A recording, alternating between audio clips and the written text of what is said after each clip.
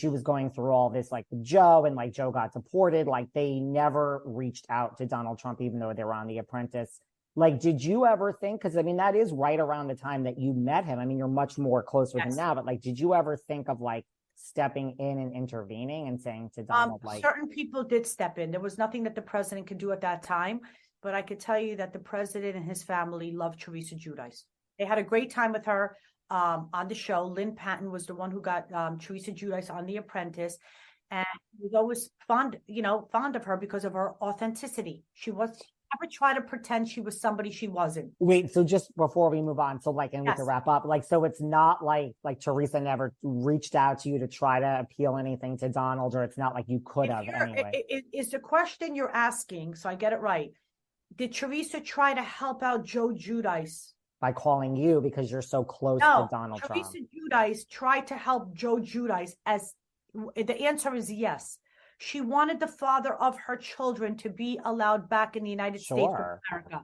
Your question is, did she need Siggy Flicker? She didn't need Siggy Flicker. She's friends with members of the Trump family and they adore her. That was my question. Just because you are so close, I just figured. I don't know, but at that point, I was starting my relationship. It was just a beginning. But isn't it? Has anybody thought about, we have millions, about 5 to 8 million illegal immigrants coming in through the border that Joe Biden doesn't want to close, with fentanyl and guns and everything, but they about gun control. Isn't it wonderful that these people are coming in not vetted? Like I'm a legal immigrant. I have to be vetted. I have to show my vaccinations.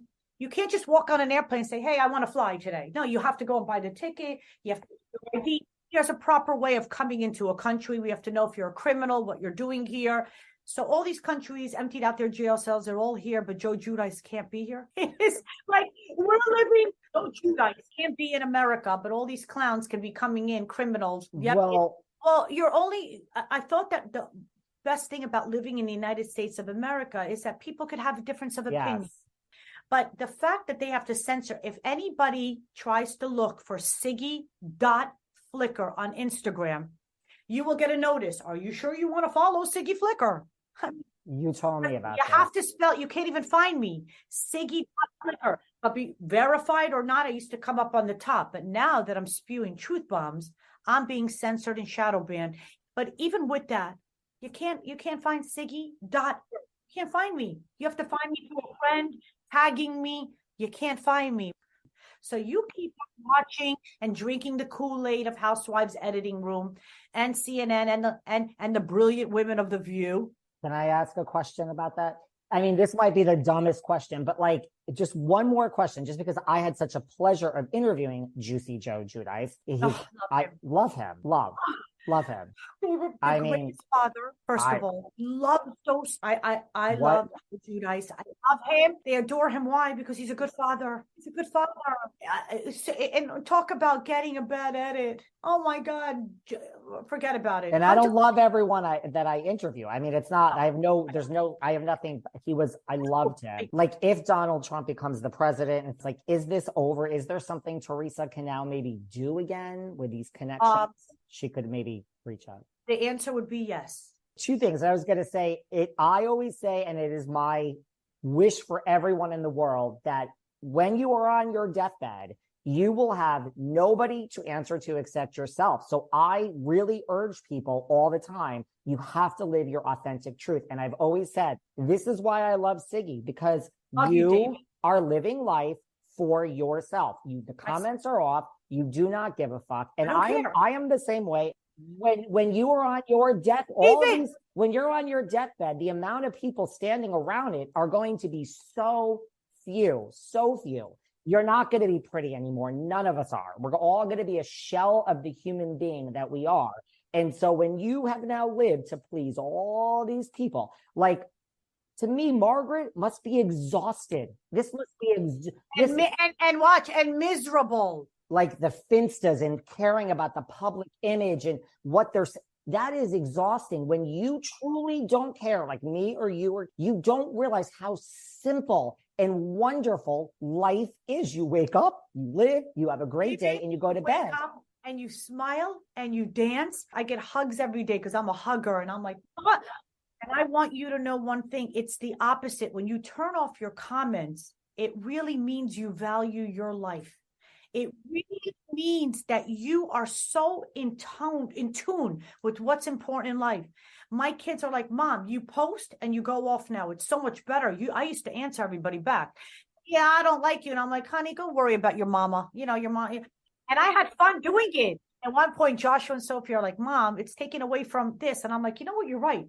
It is, oh God, less noise in your life is, my God, it's just, that's the key. You want to be healthy and you want to be happy. Because none of this bullshit matters. Because tomorrow we could all wake up, we could get that diagnosis, and life could be changed forever. And now, 100%. Now you still care what the people think. So like we have that perspective now today that I realize life could change at any minute.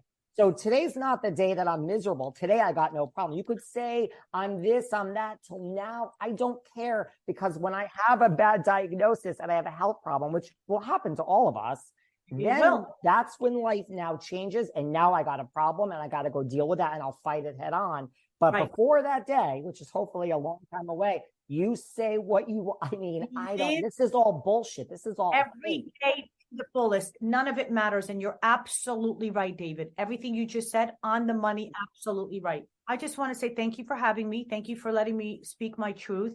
And I really hope all people, health and happiness, and to really, really embrace this life, because a lot of people don't understand you don't have a long time. And the one thing that you can't control is time.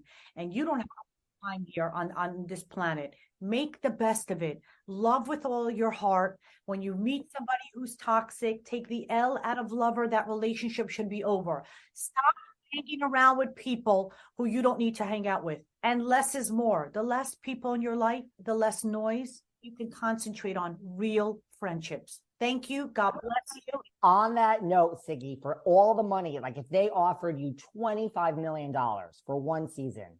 Never, ever, ever, ever, ever, ever, ever. Good for you. And I don't judge anybody. I don't judge. But when I was a little girl, I wanted love. I'm all about love. And guess what? I wanted to be in a marriage, and I wanted to have children, and I wanted to hang out with my kids. And here's Michael, who just bought me my favorite iced coffee. Michael, come say hi to David. Say hi to us, Michael. Hey, David. Sorry to keep Siggy. Sorry to keep Siggy for like an hour and a half. No, listen, my whole life, this is what I wanted, and I got it, and I will never, ever, ever. I protect my circle, and I thank God every day. Every day I wake up and I say, I'm so grateful for everything you've given me. Thank you, thank you, thank you. Because we're a limited time here. And David, like you said, we're limited here. Let's make the best of it, and everybody enjoy yourselves. And we're going to go visit Michael's cousin, Vinny.